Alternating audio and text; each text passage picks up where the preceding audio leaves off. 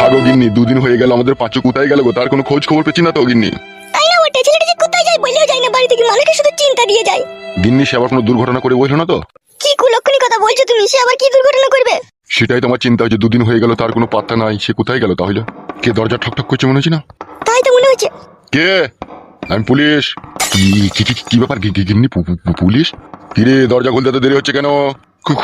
খুলছি খুলছি খুলছি স্যার, খুলছি। কি হবে হবে হবে গিন্নি, পুলিশ। দরজাটা খুলে দেখোই না একবার। কিরে বড়া, কতক্ষণ দাঁড়িয়ে থাকবো? দরজাটা খোল, লাউড়া ভেঙে দেবো নাইলে খুনি।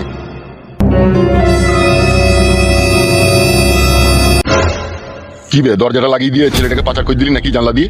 এসব আপনি কি বলছেন? অত নাটক মারাই না দেখিনি, তুই ছেলে কথা বল। কেন, কি হয়েছে, কি করেছে আমার ছেলে? সালো বাজে মাসে বলি খেতে জানো না? হে সালো, কি কি কি হয়েছে সেটা বলবেন তো? তোর ছেলে এমএলএ সাহেবের মেয়েকে নিয়ে পালিয়ে গিয়েছে। তোর ছেলে কোথা আছে সেটা বল।